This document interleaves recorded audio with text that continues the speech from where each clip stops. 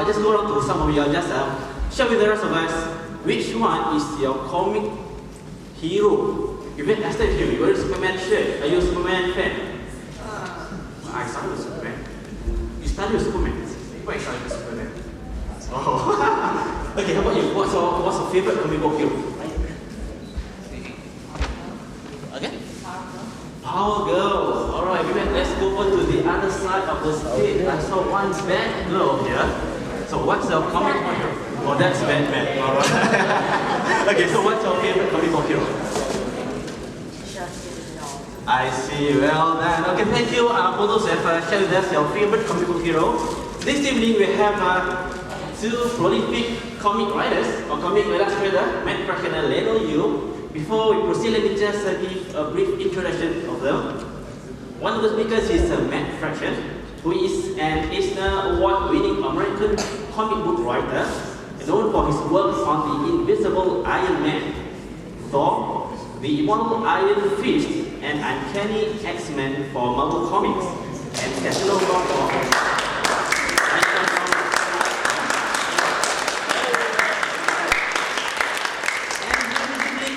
To the storylines and dialogue of both the Iron Man suit and Thor video games for Sega, and was a consultant on the Iron Man 2 film.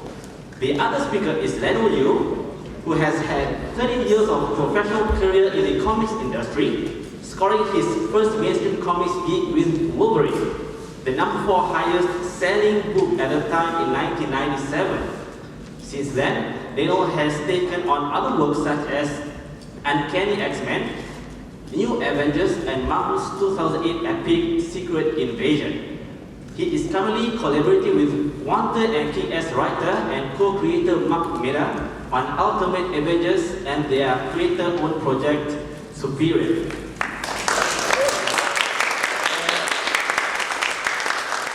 And without much further ado, let's invite the speakers Matt Fraction and Leinil up on stage, and they will be joined by a bonus appearance by Salvador Larroca.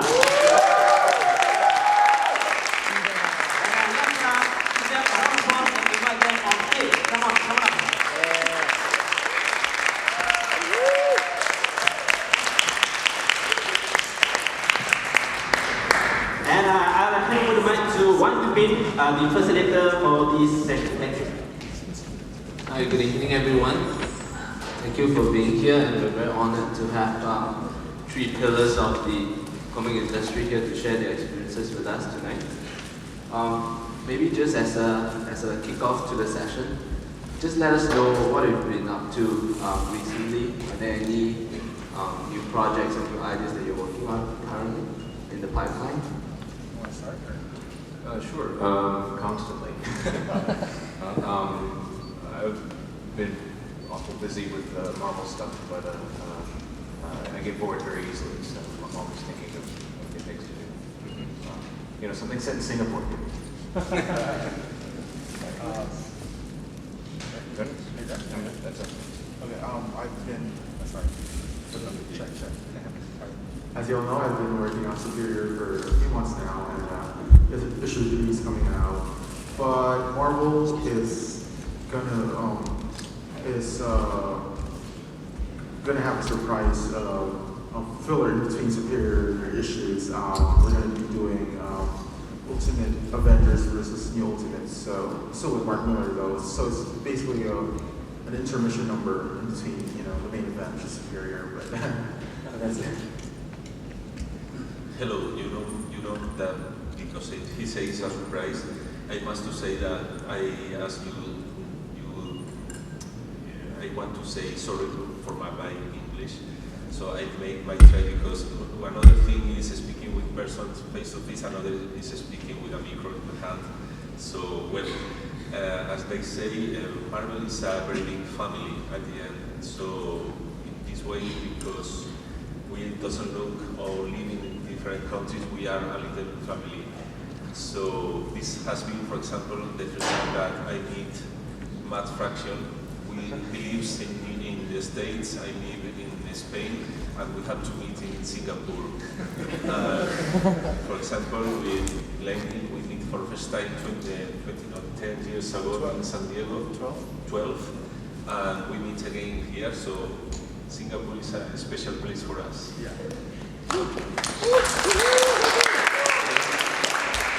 Interesting, you mentioned about Marvel now being like a family. Now, in the past, maybe 20 years ago, you wouldn't say the same thing of Marvel. And I think you have been key parts of the entire renaissance of Marvel, from the time where they were threatened with bankruptcy, all the time until today, where they're considered one of the leading lights of the comic world. Maybe you can share with us some experiences of what it's like to work at Marvel now, or what has been the experience of really being part of this entire breakthrough in terms of moving the company ahead from where they were just 10 years ago. I have such a different perspective of it. They're located in New York, and I live on the other coast, and go out there for a few days every couple of months, and have this very kind of magical. Oh, look, it's where Stan and Jack worked, and even though it's like 6 offices later, in my head it's very romantic. It's the bullpen, and it's where this stuff gets done. And I think people that work there, just like they can't wait to get out of the offices. We don't want to have meetings there. Nobody wants to stick around all that. So it is very much a job, which is kind of the most interesting thing that being a part of Marvel has taught me. That my experience of being a fan that grew up that worked there is not really what it's like to work there Monday through Friday. But a lot of this Marvel's good fortune after its spectacularly bad fortune is, I think, rests with Joe Quesada, who is ferociously creative and fearless and absolutely willing to fail and absolutely willing to put it out there, but has such a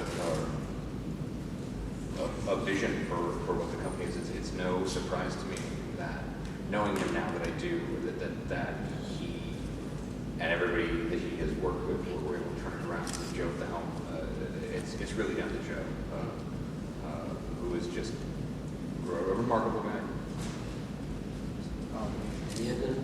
When you're talking about the bankruptcy of Marvel, that was actually the first year I was in Marvel, and to be honest though, it was just a reorganization thing, and I never felt any disarray in Marvel. And in fact, that was the year they actually signed. I signed an exclusive with them, and they brought me to San Diego.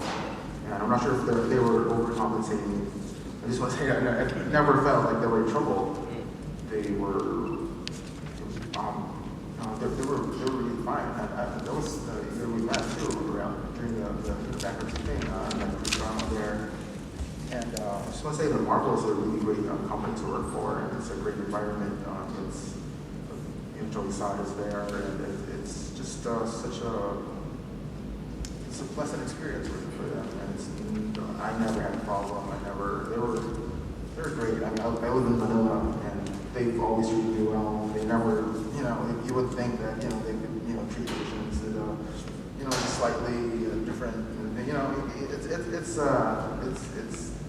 people assume that they hired me because they've always been great with grades, and they always give credit. They're never afraid to promote talent, unlike other companies. They don't care if you become a star, because of their machinery. I've worked for them for the rest of my life. It's just a great experience. When I started working for Marvel Comics, before I did some issues for 1 year or so for Marvel UK. They opened an office in Europe, and when the sales were so good that Marvel UK has to close, Marvel USA came to me. And I remember who happy I was the first time that I was to the office, and then the editor-in-chief was Tom DeFalco, and his speech to me was, "Marvel is here, DC is here." You are a happy guy. It was the first time I crossed an ocean just to tell me where how lucky I was. The second time that it was, Tom was out, and then was Bob Harras. Bob Harras told me, Marvel is a very good company, but we have plans to improve a lot because we are going to sell the toy with the comic. And that was the second speech that they gave me. Fortunately, the third time that it was, the editor was Joe Quesada. And I think that Joe was the first time, probably most important part of this is because he's artist too. He understood what the things that we need as artists, as writers, because he also writes. With the first editors, also Tom, also Bob Harras, they were people that didn't have any skills in the art. You know, they were editors that become editors in chief. So they didn't have the feeling that the artist has when has to grab an issue or whatever. He understands. I think that the goal here is that not too many artists has problem with him about that. He understands the thing that we are worried about, and I think that the best thing that could happen to Marvel is having a boss, maybe Joe or maybe the next one. Who could, I don't know who could be the next boss, but the good thing is that understand what the people that works for them feels. I've been in meetings where Joe has had to leave because he was on a cover deadline. It's 2 o'clock, right? I have to go finish a cover, and he'll go home and finish a cover. Especially because he's the first one that is unable to match a deadline. Yeah. Because he has to edit, he has to, when he decides to make a miniseries, take a couple of years more than the original deadline. Right. Yeah, it's remarkable to see. Is there ever leave? Is there ever leave? I don't think they go out of their way to make sure that it's not until it's ready. That was the thing. He left the meeting because he was about to be late, and that just would not stand. And he was sick. It was right after the New York show. It was right after, and I was in a room and everybody had the flu.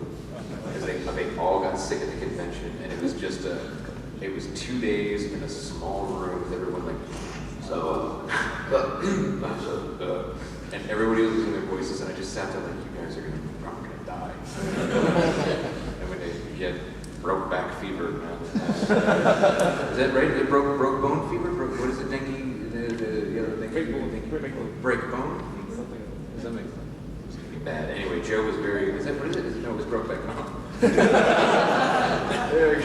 That's a different story, kids. But everybody was sick, and we had to have this meeting, and Joe was on deadline, and he had to go. And it was just, you could tell he wanted nothing more than to just crawl under every blanket in his bed and sleep for 2 days.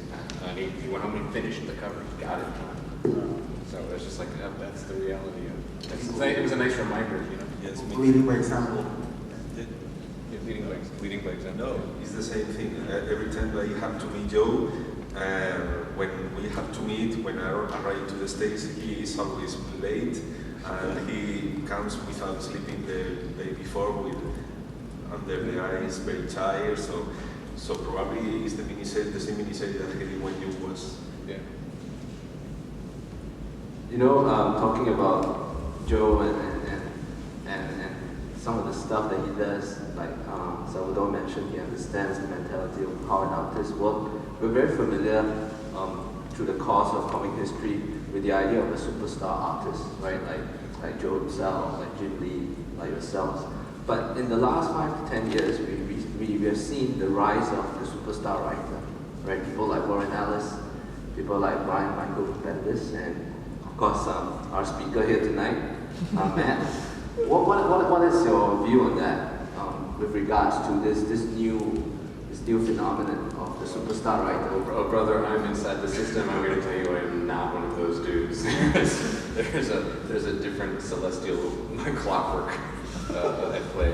I think over the last 30 years, the American superhero mainstream, the American mainstream has become about by and for and about superhero comics, and it's grown up, and a big part of that was the writing. there's always I don't know what the feeling is when like, executing your own nostalgia disappoints you, but it's very difficult to go back and read a bunch of the books that I love and treasure and remember. Oh, this is the book that I read that got me into comics. But when you're 9, it's one thing, and when you're 35, it's something else. I think the audience has grown up, and the medium has grown up, and that just by virtue of needing to being a team effort, being about more than just the visuals, meant that writers found it a different, especially after the image implosion and the direct market implosion. I don't know how familiar with like American comics history you guys are, but it's super boring. But there's a time when there were sort of super duper stars who were selling like 6 million copies of a comic book, and then they got so rich they never drew again. And the industry kind of was trying to turn these speculator commodities and everything, and it fell apart. So really now it's really all back to the story, that it doesn't, regardless of who you are. No, I don't think so either. I think it's because when I started reading comic books, it was all about the art. I was buying comic books because it looks good, and I was reading it, and you guys still are, I mean, that is what brings people in the door, that is still the, Yeah, I was reading it, and then until I just keep buying stuff and reading it, and then until I read James Robinson writing Wildcats, and I was like, wow, this is a good story. And I've had hundreds of comic books, and I realized that there's good writing, and then so that was the time that comic books need good stories too. And then I got into comics because of the art, and I stayed in comics because of the writing. Basically, yeah. And it is a visual medium, but the writers are obviously, I mean, the audience, they vote their money, and it's a generation of creators who grew up as the industry grew up. So, who are all roughly the same age and have these kind of experiential milestones that cascade. You see every 5, 7, 10 years, people reacting. And Brian and like Jeff and Johns and Mark are a little bit older than me and have these different kind of high water marks than what I have. And I kind of look at them like, no, this thing. And there's guys 5 years after me. Like my James Robinson's a Starman. You know what I mean? What you did before Wildcats, and it's sort of that little. Yeah, I actually bought Starman, and then I was introduced to the Wildcats, and then. Yeah, but then sort of there's a cascading readership that as that generation of fans who kind of grew up as the books did starting in the 80s are now the guys making them. I think you can see that reflected back.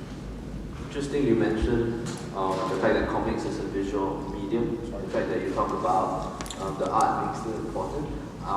Being in the library, we have grappled with the idea of whether books even will survive in the next 10 years. How do you think the whole factor of technology is going to impact on comics and how the visual medium is being presented? You got anything else? Okay. Before answering your question, I want to say another thing about my first time.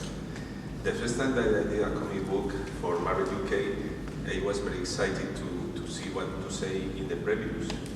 And the words were, with the hot superstar Salvador Larroca, when I did Dark Angel. Any of you knows who is Dark Angel? You know? And I'm sure that you don't know who was super hot Salvador Larroca because they needed to add an adjective to your name in order to sell you like something for another word. Maybe instead of super hot, they meant like very attractive.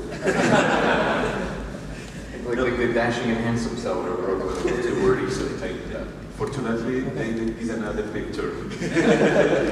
But the fact is that they are American people is very good selling things. That doesn't sound.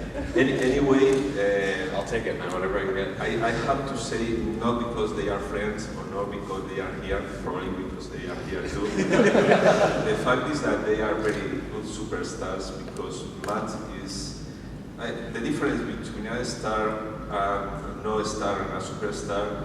I think that the main person that knows that is the pencil that grabs the plots. If I get bored after 2 issues, it's not a superstar.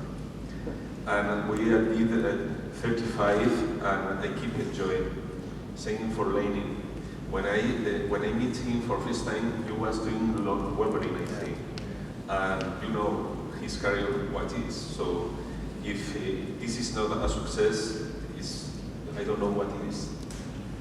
Yeah, that's the other thing too. Like, timeliness is critical. There's a difference between superstars and shooting stars. And you can see guys who are amazing and they're great, and then they just don't ever draw again.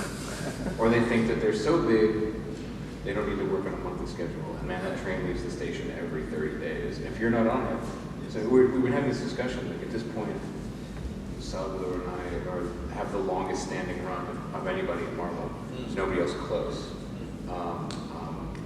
Now we are about 100 issues away from what Bendis and Bagley did on Ultimate Spider-Man. But I sat down and tried to make a list of people who can produce monthly books these days on a consistent basis, non-stop, and that's very few. And then there's guys like you who can produce, and then just like, I imagine when you were done with Secret Invasion, like your hand was like red and swollen. But there wasn't a single issue late. And those things were massive. Those were crazy things to draw. But that's it. Like that is such a rarefied thing. How many comics you has write before getting your first nomination for the Eisner Awards? For what? For Eisner Awards. The first time that we did the I've never had one. It's always been books that I've worked on. I've never had one. Yeah. No, wait. No, I did. It was like, did I? I was cover or something? I think I lost you was guilty when you were right to. Iron Fist and Iron Man have been nominated. I don't think I've ever been nominated. Oh, that's right. The Spider-Man book we did. Yes. Was nominated. That was, and so I've never. Yeah. You first. Yeah, that was yeah. But sorry, how embarrassing. If a guy that makes his first comic book and gets nominated, it's not a bad thing. I'll take it. And for the second question that you did about technology involved in the comics, I think that I can speak about that because I'm not using any more paper for my comics. I used to do everything with the tablet, the Wacom, the Photoshop, you know. I don't use paper because it's very more relaxing for me to work because I need to working with glasses when you has to grab things like that so big, it's stressing, you get tired, and when you work in a tablet, for example, you can make zooms and something like this you can make like, so it's more comfortable working that way, don't get so tired there. And you can do things that you can do with paper because, for example, you have to read or anything. Sometimes you grab a shot of anything, people fighting, and you notice that you are incorporating elements and maybe the composition of the page change a little. In this way, computer you can make the necessary change. If something is out of place, you can read it. It's very. Even when you have to, in paper, for example, adding shadows is dangerous because you can ruin a good draft if you get wrong adding shadows or whatever. And the good part of the computer is that you can make the try in another layer and then decide if you want to keep that or coming back. The step back is very important in artistic work. Are you talking about the process? Now, I'm also thinking about, do you think comic books in the current format, like for example, even like trade paperbacks is going to survive in the next 10 years? Or do you think in future, more and more people are just going to read it online, like your iPads, or even you have motion comics and stuff like that that's been discussed right now? I think I'd like to think that humans are by nature like something tangible and tactile, and it's always good to hold something on your hands. I could guess that maybe the singles might, but I think holding books seem to be, holding something in your hand seems to be great in this. So it's not something I'm worried about, and I think that iPads and new technology could supplement it and I think people are willing to pay money for digital stuff as well. So it's not really, I'm not really that worried. And it's been years now. Yeah, We're still okay. as long as there's printed material, there will be printed comics. The iPad digital comics are active. They remove the necessity of the geography and the reality of a brick and mortar space to sell them, but they'll still be out there. They'll still be findable as long as there's printed material. And there will always be physically printed material. There will be comics. Anyway, the most importance in prominence and didn't arrive because the big companies are very shy to add things that they haven't tested before. So probably the most important advances in technology we see in the companies or things like that they can make experiments without anything to lose. Marvel, for example, when do anything has been very very. Well, there's a delicate ecosystem with the retailers and distributors. I mean, if Marvel announced that, Marvel Leinil's Ultimate versus Ultimate Avengers is going to be digital only, and they're taking millions of dollars out of the hands of Diamond and millions of dollars out of the hands of retailers, and those are guys who are going to lose their house. Like you can't just you can't just decide you're going to run overnight. It's a gradual. They have to figure out how to preserve this ecosystem that's dependent on them. Otherwise, they're business partners and have been business partners for a very long time. Do you guys remember the time of the fax when they sent the plots with the fax? At the 7 of the morning or the 4 of the morning, they start sending me references with the fax. And always, because 22 pages are too slow, so the heads of the text becomes hot and restarts again all the night waiting for a plot. I worked at a comic. I don't miss it. Well, I mean, it was, I went to film school and I learned how to edit with tape and a razor blade and a cutting block. And because the film team was very keen that we learn the physical medium before we get into the digital stuff. And invariably you cut yourself. It is a giant pain in the neck. It's great. It's very meditative, and I enjoyed the process, but it was a very work-intensive process. You pin strips of 16 millimeter stuff all around and try to find the right one and tape it together. If it's wrong, you have to scrape the tape off anyway. And then after I learned how to do that, I got to my hands on an Avid, and the first time doing digital film editing, I didn't edit any quicker. If I had 3 days to edit a movie, I was still going to take those 3 days, but it gives you more choices, and you can play around more. There's there's something I think lost. There's going to be an entire wave of people of comic creators in 5-6 years that never on paper, and are never going to know, like, right, I remember when we used to have to white out, or it turned out that so and so was dead, and we'd have to patch the art, physically cutting out. It's just going to be as ridiculous as me screaming at kids who've never touched a real film. You don't know what it's like to edit. Probably the place where most noticeable has been this for the reader is in the coloring. Yes. The coloring, for example, if I'm not wrong, the whole is starting to be gray because they made a mistake in the printing because the coloring wasn't a true coloring, it was a sheet with dots that you had to put and place to make the different tones, the mixing. Every now and then you can see old coloring guides, and they're crazy. They're like weird reverse paint by numbers. It's very complicated. You have to match the dots in the way that doesn't strange effects when you print. It's very complicated. And now you color as you want. You press the key and make the separation. So it's magic. Right. It's magic too. Well, this is the color. You just do it all, enter the numbers. Probably is you as reader can find iPad and iPhone in whatever internet, but I think that coloring has been the step that most noticeable has been.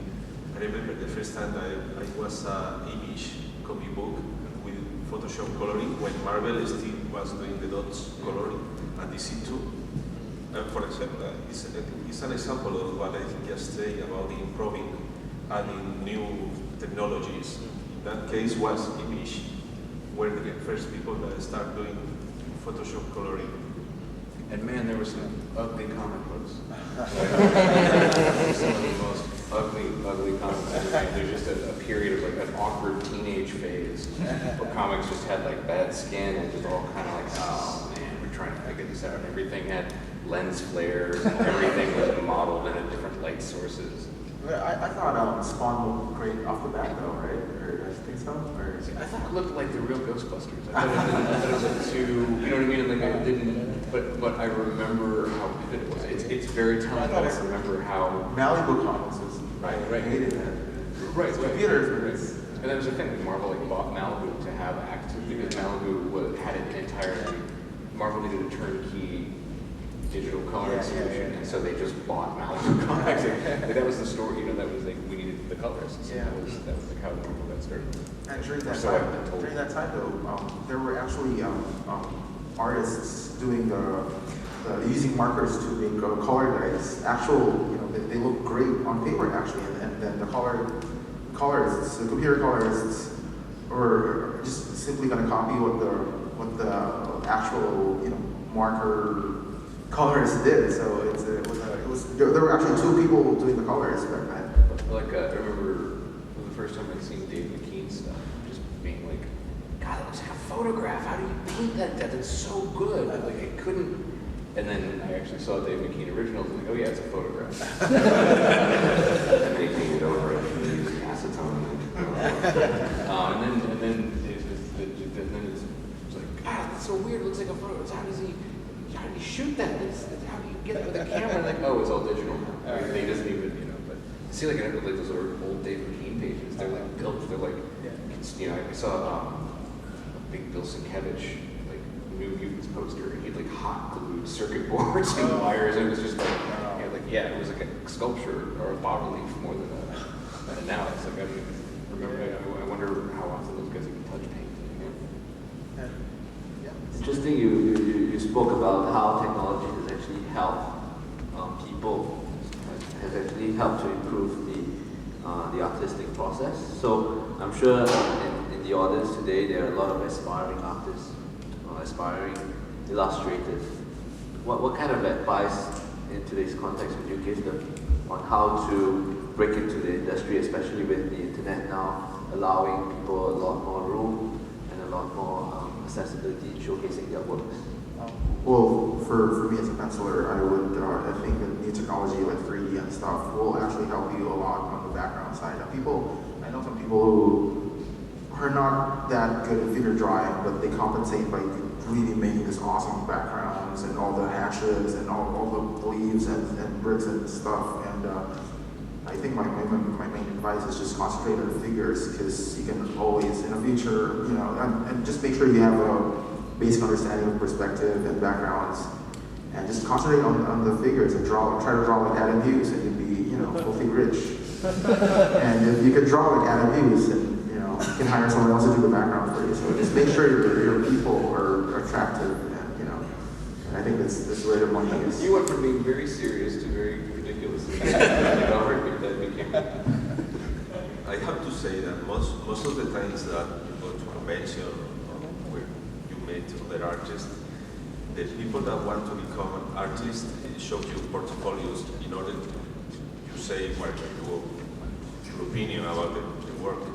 And sometimes you see works that is very technical in terms of 3D, in terms of textures or Photoshop use, coloring, but they don't understand that the computer is not the artist.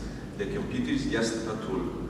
If you check the figures, the anatomy, the composition, then you find the face there.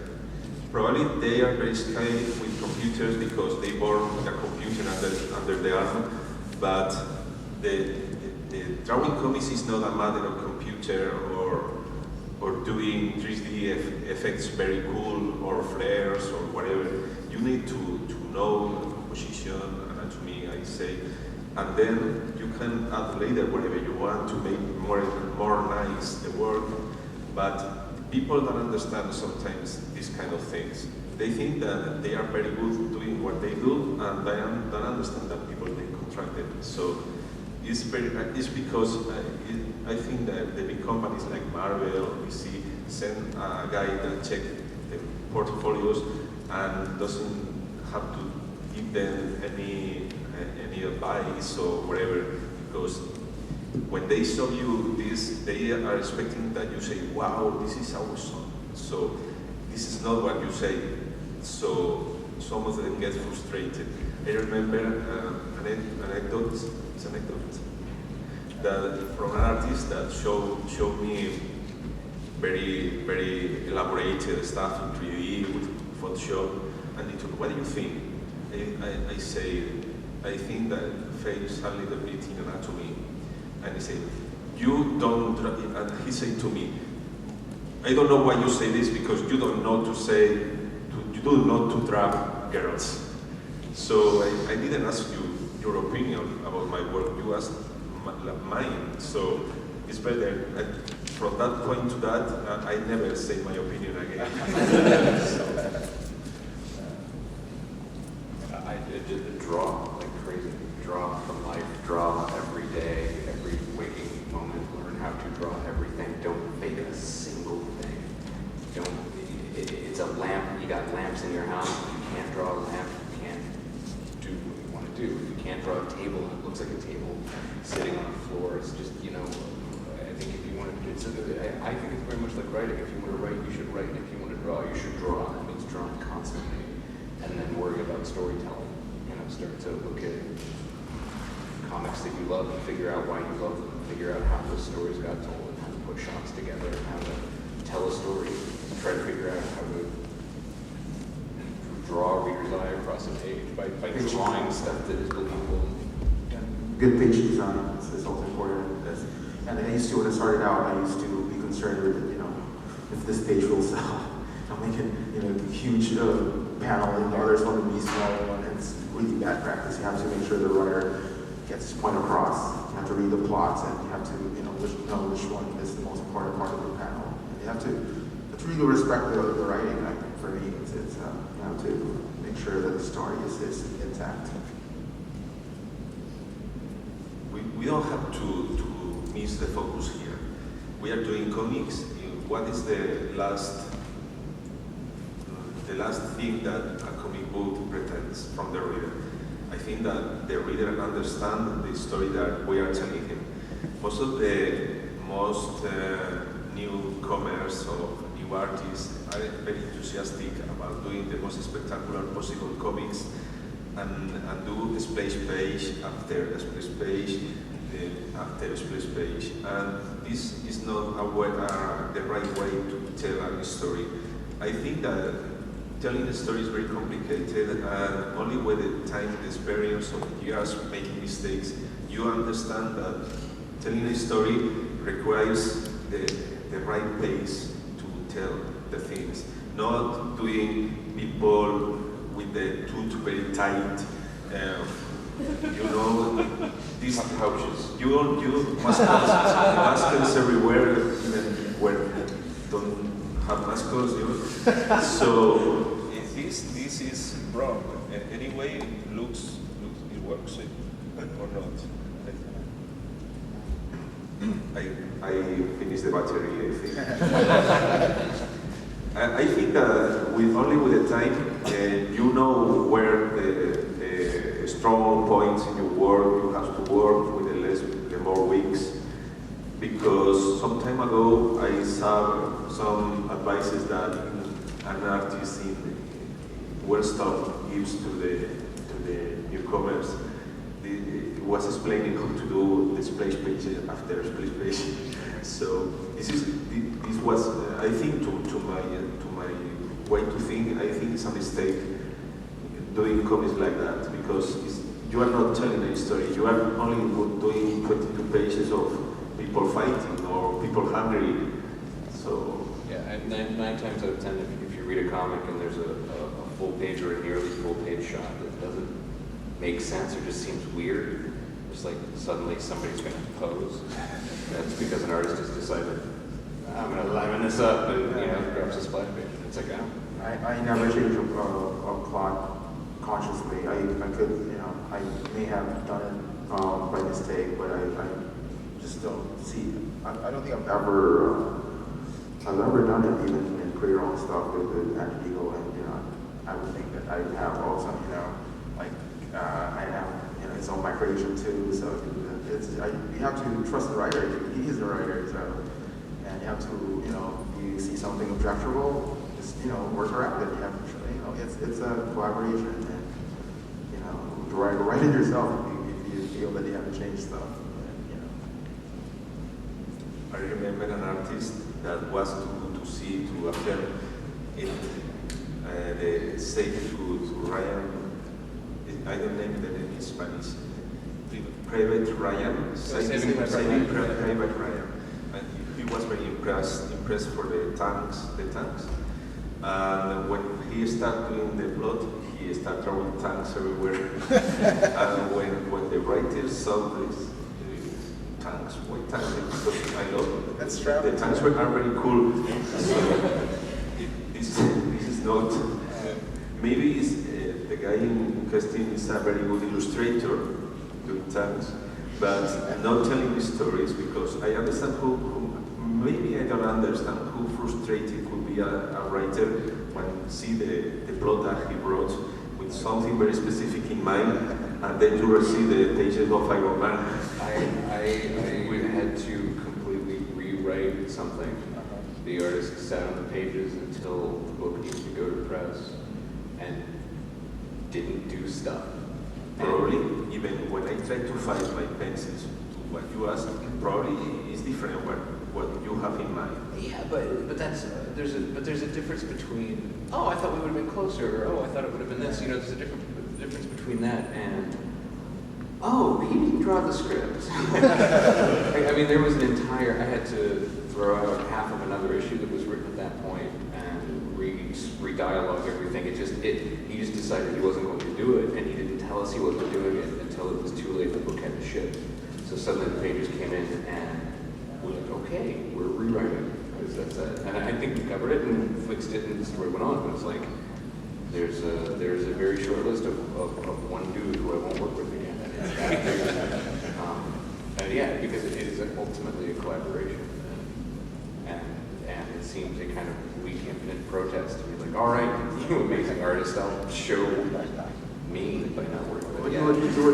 you would still work with Travis though, if he does that to you, right? I wouldn't in New York, wouldn't it? Because I think the story he was telling was about Scott Lobdell and Travis and Wildcats, I think. Or there was a similar story about Scott Lobdell, being surprised by what Travis did, but it's so, just great art, so they created But different then, things. like, I worked with Brendan McCarthy, and he likes to work with Marvel style, so he can add whatever is in his head. So it was the first time I ever wrote Marvel style back in the day when Stan Lee was writing every comic book that Marvel published. He didn't have enough time to do everything, so he would write these very broad plots, give them to his artists, and his artists would go out and draw 22 pages, then he'd come back and put the dialogue in. But it was very much like, all right, they fight Galactus. Have you done like the hybrid Marvel style, like the page one, panel one, without dialogue? No, I do very full script. Oh, that was the first, when I broke in, that was the style. There was no dialogues, there was only panel one, panel two, panel three, panel four, so you could actually,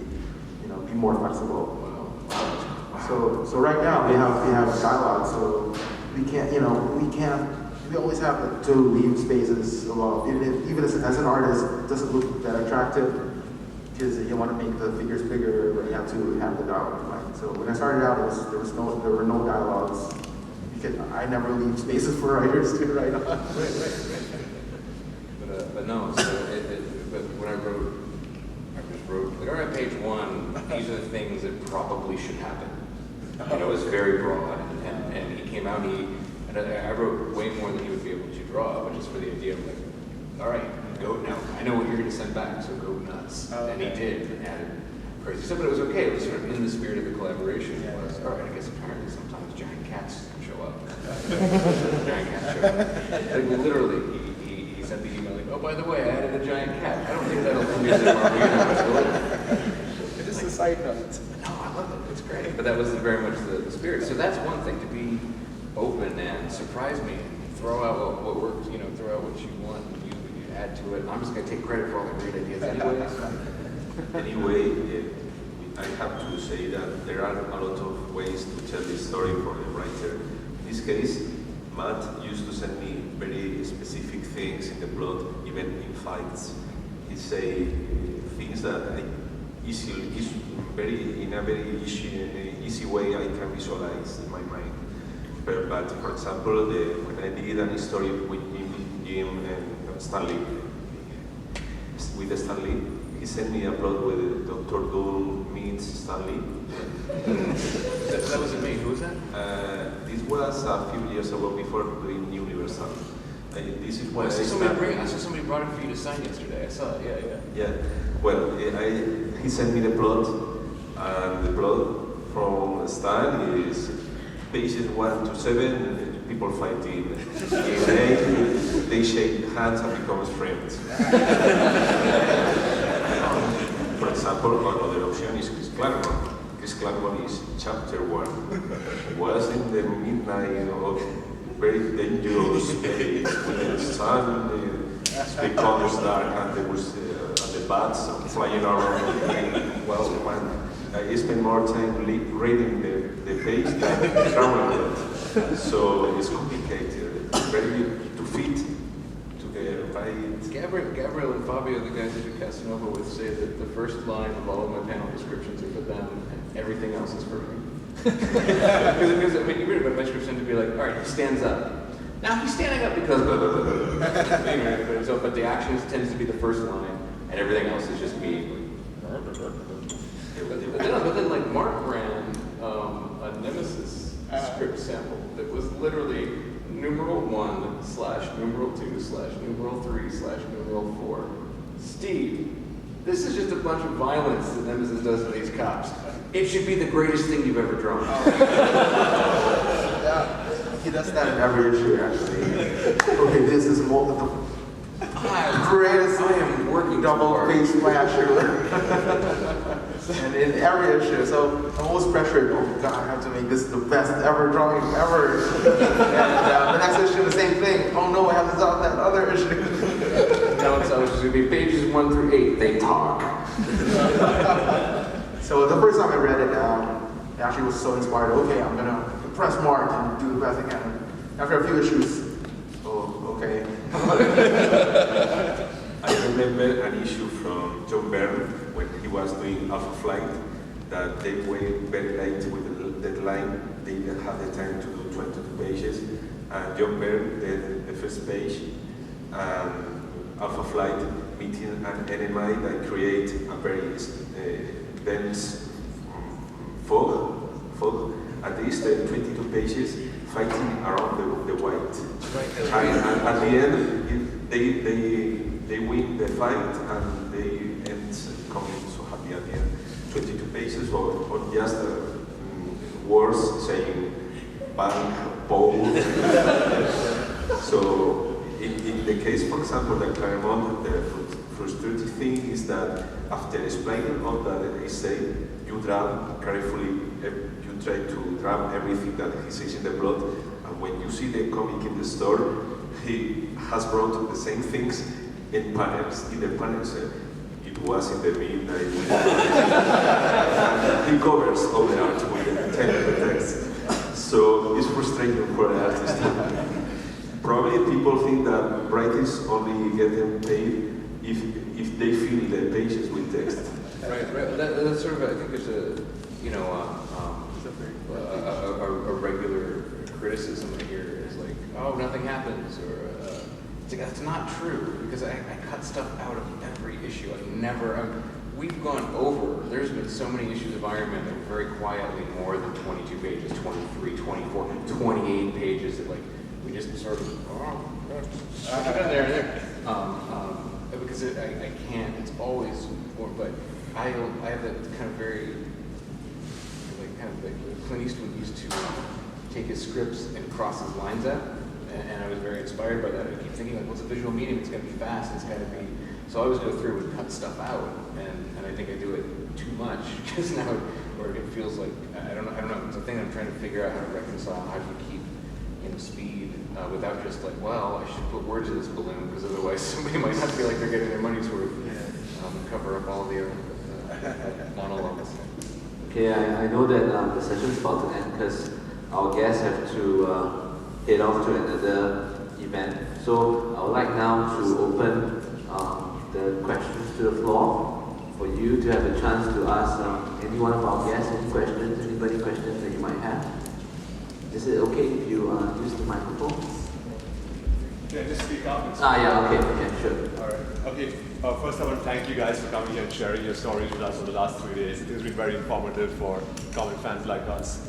And I think the most amazing thing that I found out is that you guys do so much collaborative work, but you hardly ever meet each other. I think that's amazing that you and Salvador are meeting each other for the first time, even though you worked on the same issue for so many years, or so many issues per se. So my question is, when you have Marvel has so many cross-universe collaborative events where there's a secret invasion plot running over 5-6 years in the making, and so many artists and authors working on it at the same time. So when Brian Bendis thinks of something like that, right? How much of it do you know from the beginning? Who's going to be a Skrull in 5 years later, or who's going to be wiping his brain out in 5 years and forgetting everything? How much do you know? I'm sure he doesn't think it on the fly as well, right? Yeah. It's the closer you get, the more you know. Okay. That kind of little stuff. I mean, you just kind of planting seeds. There's no saying who's going to be around in 5 years to tell the story. If we're lucky, maybe this will be the story we tell in 5 years. So that stuff, Brian would have to answer the specifics of that. But once we were loaded up and it was all right, this is on the schedule. This is going to come this summer. We had a beginning, a middle, and end very quickly. I mean, Brian had kind of getting a little taste of this myself now, but it's once the event is kind of locked and loaded on a schedule, you know what's going to happen. You know pretty much most of the big beats, and there's just a lot of communication. And so when things change, and inevitably they do, everybody's informed very quickly. All this communication happens online instead of face-to-face. Yeah, but now we have retreats too, so we'll sit together and you get to sit in the hot seat and tell your story to a room to the best storytellers in comics who then attack you like a pack of jackals. Maybe Leinil can share some of his experiences working. On the artist side, we were basically the last guys to know. We were on a need-to-know basis. And it's funny though, there was a time when I never read ahead because I get overwhelmed with issues with work that I don't read the whole plot before drawing it. I draw page one, read page one or page two, or maybe I do it in pages in batches, first 4 pages. And remember the chapter Electra got stabbed by she was a killer, and Maya stabbed her, right? Yeah. So I didn't know she was a Skrull until the very day I drew the page. She was like, whoop! So I was like reading, I was like a reader while drawing it. The difference is it took me 30 days to read it. So. But there's so many writers working on the same project, right? So you need to figure out, so do you have to ask Brian for, can I do this with Iron Man on this issue because this is fitting into your larger plot? There's sort of the other way around. Whoever sort of does the title, we would have to ask Ed. If Brian asks Ed, can Cap do this? Or Brian would ask me, or I would ask Brian, can Maria Hill do this? Brian and I were the only 2 people at Marvel for a time who liked Maria Hill.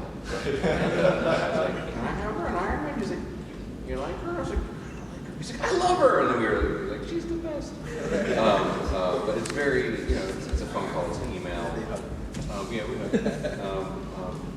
But yeah, so it's the person writing the character's title tends to be the dog rather than the tail of the event. It's sort of like, how can we work this and how does that play with where you're at? Hey, in April, this thing's going to be happening. Where is Captain America then? Can we do A and B? And if not, Ed'll say, well, what about C and D? Okay, can we thank you very much. Have another question? Yeah, hi Matt. I actually want to ask you, when you're collaborating, right, especially when you collaborated with Ed Baker on More Lion Fist, Was there any time when you actually collaborate with Edward Baker or any other person? Do you like throw ideas around the room, or is there like Constantly. or is it Yeah. like a system like this? No, it's very, with Iron Man especially, Ed and I were very much trying to like outdo each other.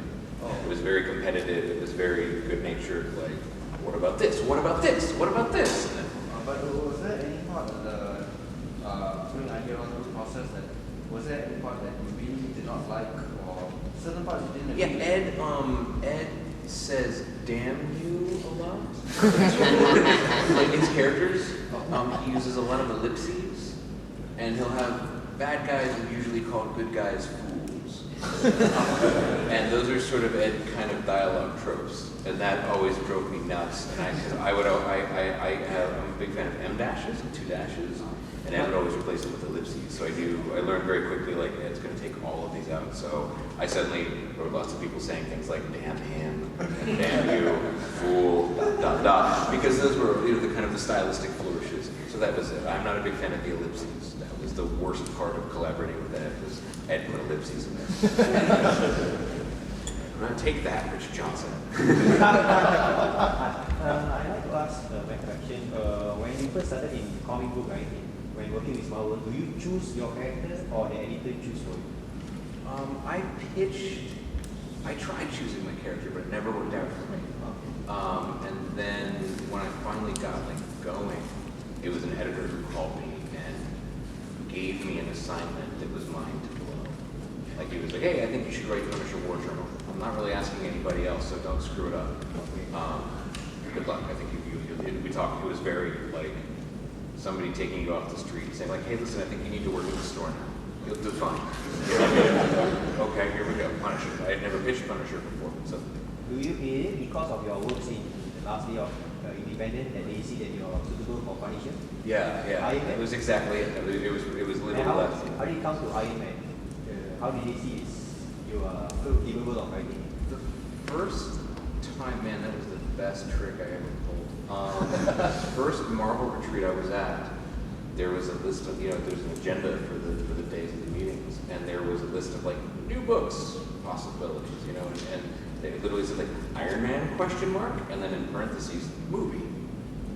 And the idea was, oh hey, there's an Iron Man movie coming out in May. Maybe we should have a new Iron Man #1 out to take advantage of that. And I was in a room with Joe and Dan, Brian, Ed, Jeff Loeb. I saw that on the list. I knew we were going to talk about it, and I talked to Tom Brevoort, who I knew would be sort of the group editor for it, and said, I think I kind of want to pitch for that. And Tom said, okay, pitch for it. And as it came up, I sort of sat there and like outlined up through the end of World's Most Wanted on a legal pad, and then they were like, oh, hey guys, there's an Iron Man movie coming out in May. And I said, I have an idea. And entered into a monologue that got me the book. And just reading off of my notes, and I was sitting very close to Buckley, who later made fun of me in the facilities. I was watching you, like drawing Iron Man helmets, like making your, crazy person notebook. But yeah, I was very lucky to be in the room when they were like, hey, maybe we should try. There's another Iron Man title at the time. We were the training room was Iron Man book. We were going to last 6 issues and be done, by the time the DVD came out. But I was just in the right place at the right time, and they were looking for someone to write Iron Man #1. That was, Thunderbolts? Was that the start of Ellis's Thunderbolts too? Like that was another, maybe Warren was leaving Thunderbolts. There was Thunderbolts, that's what it was. It was Andy Diggle's Thunderbolts also. Yeah. Like there was like a Thunderbolts, Warren's leaving, and that was the other thing that was kind of in the room. Like, it was very opportunistic. And I was, with the other stuff I had done, I think the Spider-Man annual that we did together kind of got me into the room. That and Iron Fist got me into the room. I was just in the right place at the right time, and I went for it. Thank you. Anyway, they are very clever because when you go to office to say what you want, you say, hi guys, I want to do X-Men. They say, don't worry, it's fine, perfect. You go back to your home very happy, and then you get an email and say, we think that you are very good. You could be doing a very good Iron Man. Right? Is yes or yes? So finally, get working that they want. Although, as the guys who were doing X-Men, or about to start doing X-Men at the time, we would have ended up working together anyway, which is kind of like a weird... Very quiet. Can I have one last question? Oh, let's get them all, Okay. There's only All right. What about? Alright, so just, you guys talk a lot, like, there's always a lot of ways for artists to break into the industry. You know, Steve Wilsey's running around the world getting all these artists, right, to work for Marvel. But very rarely are there any, like, for writers. Like, I can't draw my way out of paperback, but I think they're pretty good. Maybe, is there, like, how does one break into writing comics? I can tell you how I did it, and this is what worked for me, was I had indie work produced. And I made sure to go to conventions and to give it to Axel Alonso, who edited some of the best books of the last 15 years. I made sure that no matter what I wrote, it was beautiful. If I felt it was at least past the threshold of appearing professional. Let's not even get into the quality, it was good. Let's just say, does this look like it was not made by a crazy person? Yes. I gave it to people who could pay me. And became a familiar face at conventions and just like, oh yeah, how's it going? Good to see you again. That was it. You know, I would follow up and it wasn't like stalkery or weird. I had a really satisfying day job and I was writing indie comics at night and that was kind of all I needed. And then literally it was Axel calling because he had read an indie book that I wrote and thought, oh, this would be good on Punisher. So the best thing you can do is produce work with the resources you have available and give it to people who can hire you to do stuff. Gentleman in the back. Yeah. Sorry, I kind of got a three-part question. First of all, most of you, in terms I of... wish I wrote 22 pages. Sorry about that. Yeah, but what I mean is that these days, you know, you talk about original graphic novels and stuff. What are your views on that? Social media, you know, I kind of got started on the internet.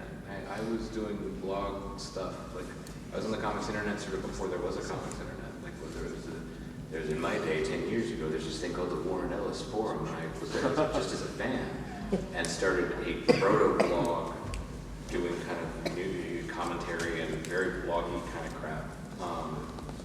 That wasn't read by a lot of people, but it was read by a lot of people in comics. So when I would come up to someone like Axel Alonso at a convention and say, hey, here's a comic I wrote, Axel knew me from the internet, right? It's a little difficult now. So, I mean, I've never not known it to, you know, it is what it is. I just pray for context and patience, neither of which you ever get.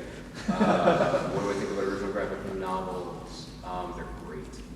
It's an economic paradigm shift for the way the Western superhero mainstream is built. It's built for a weekly, there's 7-day sales cycles on these stable magazines. Obviously, they've had great success and they will continue to have great success. I don't know if the direct market is the best place for them. I don't know if it's going to end up in bookstores or, you know, kind of online retailers or what, but I don't know that comic shops certainly are going to be the only place. They're not going to be the prime mover. But they're fantastic. I love them. I wish it was more viable to write them more. It gives you all kinds of freedoms that a 22-page story doesn't. Does that work? What do you guys think about have you guys have never done like graphic novels, right? No, never had the opportunity to do it. Right. Have you ever done like an album? Have you ever done like No. it's always just been 22-page? No. That's something I want to do though. I want to do a French album kind of thing, and you know, where it's you know how artists are, we can only do one thing at a time, and we need to keep doing the regular comic book stuff. And if we want to do it, it's going to take us 3 years. And we were talking about this too. Like if you go away, sometimes there's no promise that your seat is still going to be kept for you at the table. No, I think that every book is a different project. If you work for France, for example, you have to planify anything in a very different way to doing a monthly comic. They are so different, like doing a film that is a comedy and a terror film. It's a very different project. Even in the same book, you have different issues, and every issue is very different. For example, with you, some issues has people speaking, and in the next people, you makes me travel to 2,000 people in the Asian station. Yes, Russia. Now that we are in public, I can say that I eat you a lot. Oh no, it was a little. But travel a lot of people because it has to be noticeable that there are a lot of people, and I travel. I spend 3 days traveling people, so. Every issue is different, and you have to try to think what is the goal in every issue. Probably 22 pages of speech is boring to draw, but probably it's very important for telling the story because 22 pages of people speaking has shows you the direction or the way that is going to it's important for the book, the direction that is taken.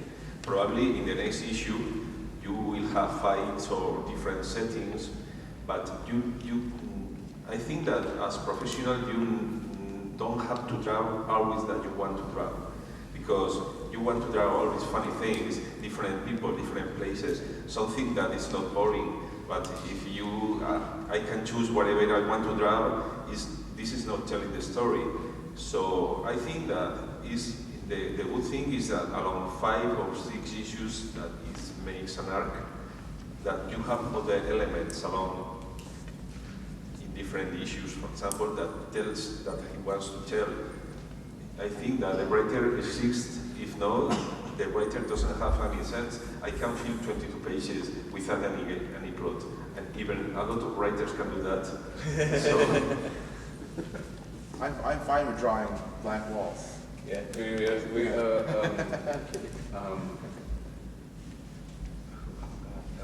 there's an artist that I have an ongoing joke. We've only worked together a few times, but it's been very hectic when we work together. So we joke that when we collaborate again, it's going to be the Invisible Woman fights a polar bear. It's always just very apologetic. I love it, Charlotte.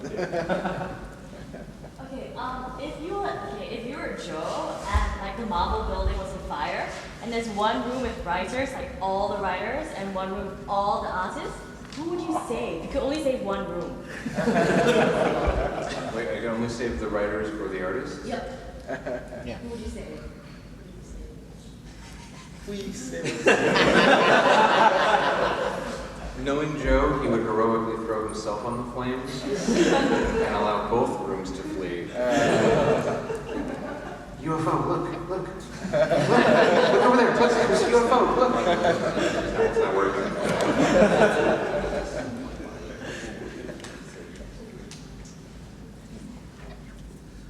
probably the editor-in-chief saved the writers, because it's better to now it's seriously.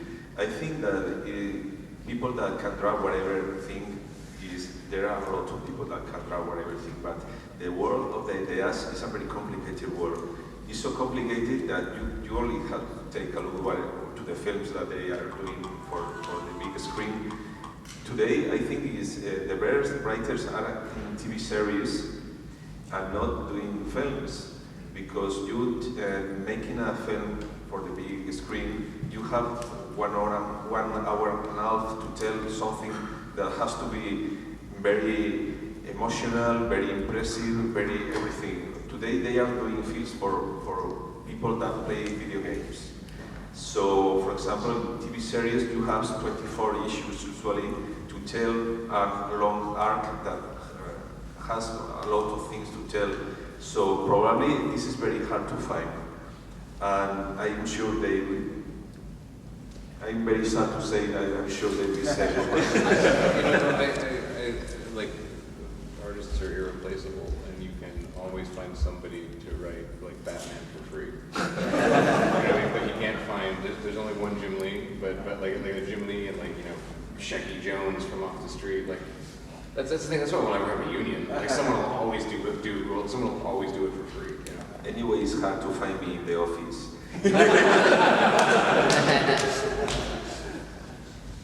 Any more questions?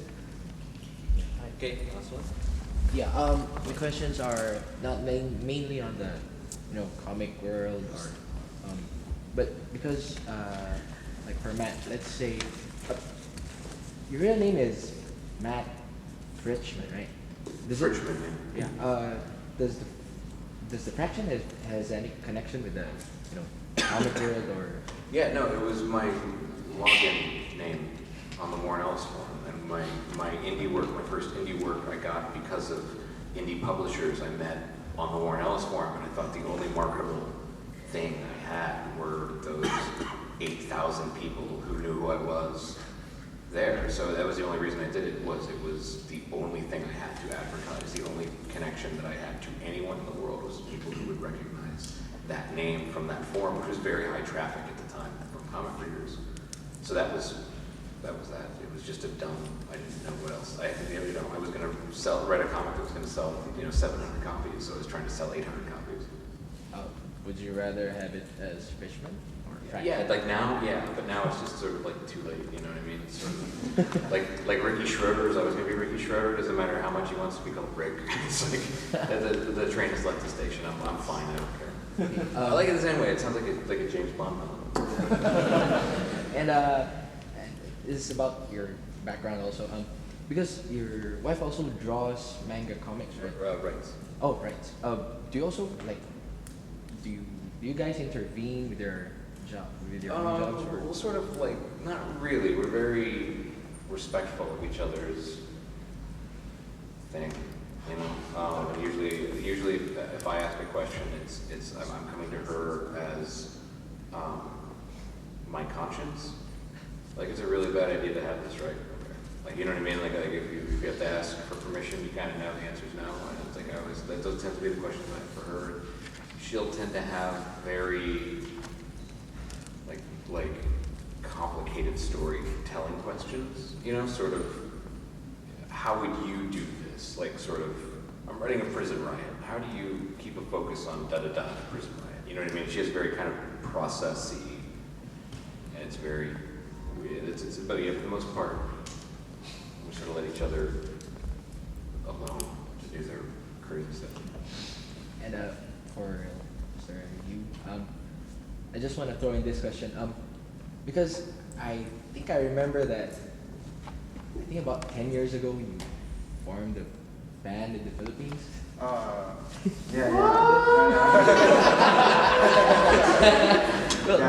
did that ever help you in, Oh, absolutely not. Hold on a second, what kind of band? It's a rock band, man. It's and what were you called? Well, it's called Morning Fly, and I sang the whole songs actually. So it was an indie band with 400 fans. And, sorry, sir. 401. Okay. Yeah, it did help a lot because we recorded the album in my house. I did the mixing and stuff, and I was doing Superman Birthright at that time. So it took some time. So there was like a period of a year where you grew up to be the coolest dude alive. Well, when I'm not with my rock, I'm around the Superman guy. It's a geek rock thing though. It's like Wizard and stuff like that. So it's not really no way. Yeah. So it's nothing to do with my comic book stuff. And to answer your question, I also regret changing my name to from Yunberg and so I should we'll have to change soon. That was a great question. I am Googling the shit out of that. Thanks guys. Okay, any more? If not, Going once, going twice. let's give them a big round of applause.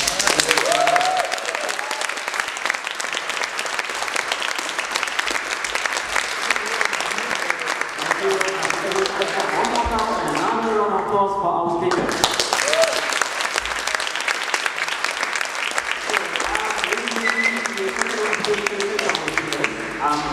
First we have to Matt Fraction, will be given by Wicked. Let's give Matt a round of applause.